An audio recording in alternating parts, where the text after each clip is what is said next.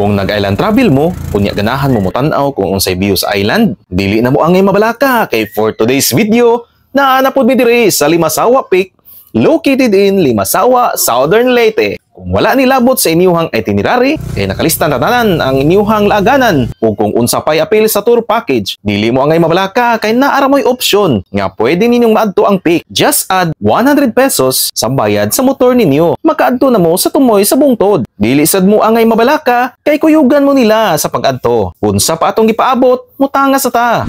Ma'am, masaki mo pa daw, ma'am? Sa tutoy. Sa tutoy daw. Mas minyapik. Oh, sa pinakataas na tuktok dito sa Limasawa. Wow. Atong tanawon kung makaabot mami within 20 minutes gikan sa ubos padong sa taas. Oh. Gihangak. So ganihan nagpadagat mi karon nagpabukid na pud mi. So unsa na orasa? Alas 5:35. Sa ganiha mga 5:25 no? Mga 5:25. Nagtuo mi nga perting layua ang amang lakton, but more or less, maabot ra siya og 20 minutes depende sa gikusgon sa imuhang mga tiil. Sa pag-abot pa lang nimo sa bukid, mao na ni imuhang makita. Wow. Perti kanindot diri nga makaunahon na ka nga dili na ka muli ug ari na lang kamo puyo. Unya unsaon taman nga daghan pa man tag utang, nga dili pa ta ka-resign sa atuang trabaho. Antos lang sa ta. Kay naa may ginaingon, good things happen to people who wait. Nag-convoy lang mi diri paingon sa may pangpang. Mura sad mi og nag-road trip. Grabe kanindot ang view diri samot pa kay nagpaabot sad mi musaop ang adlaw. Aron lang namo makita kung unsa jud kanindot ang view diri sa Limasawa Peak. Nga makaingon jud kag mangita pa kag upat ka asawa para mahimo ng 5 sawa. Naasay uban nagpicture-picture ug ang uban nagdagandagan nga halos nakalimtan na lang og kuha og footage ang asawa.